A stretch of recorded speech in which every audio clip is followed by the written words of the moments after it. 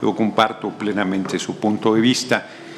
Nosotros en 2021, en una revisión de este tipo, que por cierto celebro, es un trabajo muy profesional, me llamó mucho la atención la intervención del consejero Faz sobre el tema del aspirante Verástegui y los montos y los orígenes de los recursos que quiso ocultar, y que a pesar de ello fue posible detectar, y comparto con él la preocupación de que ese tema debería profundizarse.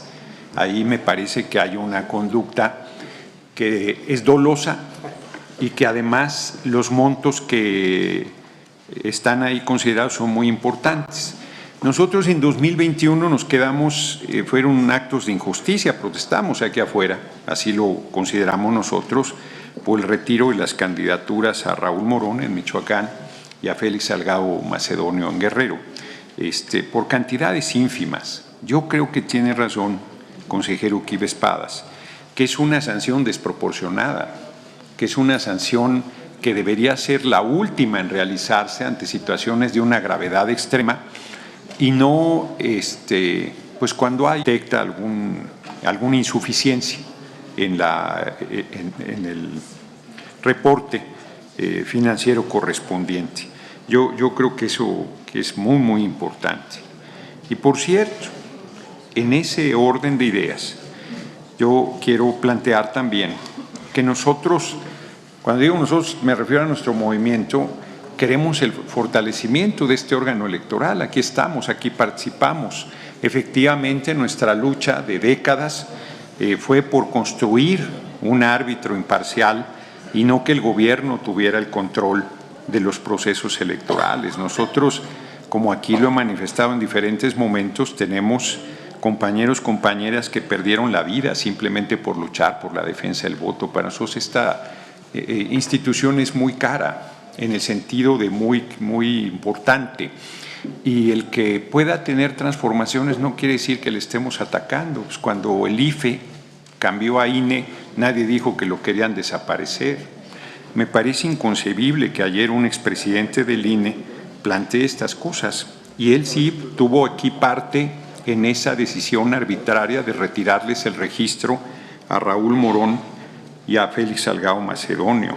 Además, con un desconocimiento de la historia impresionante. Él dice que la Constitución nos incluye a todos. En cuanto a derechos, sí. En cuanto a historia, no. La Constitución que nos rige es la de 1857, una Constitución liberal, que dejó fuera a los conservadores, absolutamente fuera. Y la reforma a la Constitución del 17 dejó fuera a un sector muy amplio de los revolucionarios, porque fueron los constitucionalistas quienes triunfaron y determinaron las reformas profundas a la Constitución de 1917. Falso que esté en riesgo la Constitución, falso que esté en riesgo el que hagamos una reforma a la Constitución y eso implique que queden fuera mexicanas y mexicanos que tienen los mismos derechos. Nosotros estamos en contra de la corrupción, estamos en contra de los privilegios, estamos en contra de que se resistan. Es que es muy curioso, miren, sancionan por nimiedades financieras a aspirantes y se niegan a respetar el artículo de la Constitución que establece que nadie debe ganar más que el presidente. Aquí hay consejeros y consejeras que ganan creo que el triple que el presidente, y eso va en contra del marco constitucional. Y entonces es la ley del embudo. A un aspirante le piden que por 3 centavos lo puedan quitar el registro, y ellos olímpicamente violentan el marco constitucional y siguen teniendo sueldos de privilegio y una serie de prestaciones de absoluto privilegio con fideicomisos que les dan ventaja.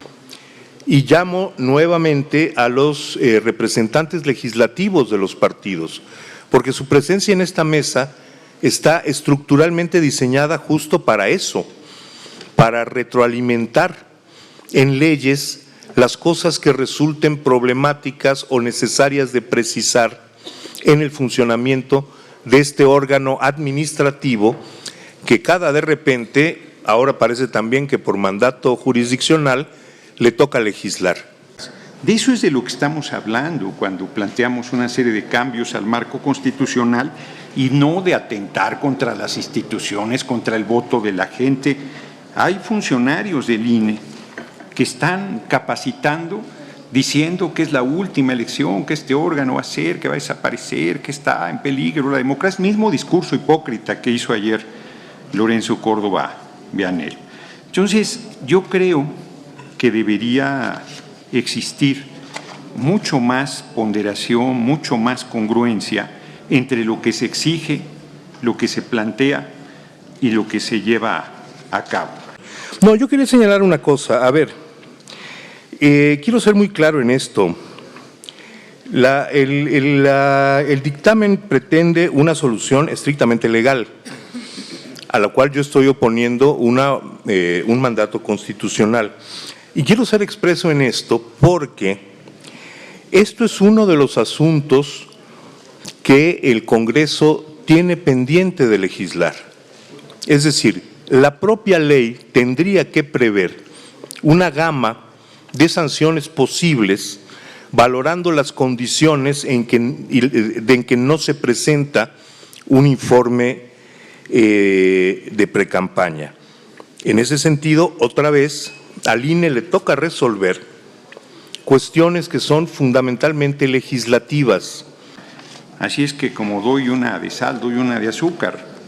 Reconozco el valioso trabajo que está siendo presentado aquí, el esfuerzo, el profesionalismo, pero comparto que a la hora de juzgar, sobre todo a la hora de castigar, debería haber mucho más sensibilidad, mucho más congruencia, mucho más humanidad, porque estamos hablando del derecho más caro que tiene un ciudadano, el derecho no solo a votar, sino a ser votado.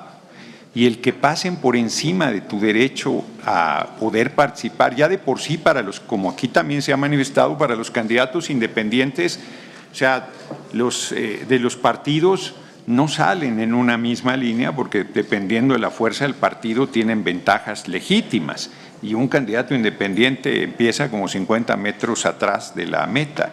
Entonces, todas estas cosas deben estar en la balanza del juzgador a la hora que determina una sanción y no debe ser una sanción que tome el marco legal de manera absolutamente rígida desde mi punto de vista. Yo termino planteando que cuando hicimos el cierre de campaña del hoy compañero presidente, nos negaron el Zócalo. Ayer la derecha pudo llenar el Zócalo sin ningún problema. Solo le digo que nosotros llenamos el Zócalo, creo que desde los 80s. Nos llevó un poquito llegar al poder, o sea que les va a tardar un poco, aparte de llenar el Zócalo, el que puedan regresar a ejercer el gobierno de nuestra patria. Bueno, empezaría con una pequeña acotación fáctica para el representante del PT. La izquierda llenó por primera vez el Zócalo, hasta donde mi memoria alcanza, en 1982, con la candidatura de Arnoldo Martínez Verdugo, en aquello que la prensa llamó el Zócalo Rojo. Pero bueno, eso no tiene particularmente que ver con el tema de discusión. Muchas gracias. Gracias, señor consejero del Poder Legislativo. ¿Alguien más en primera ronda?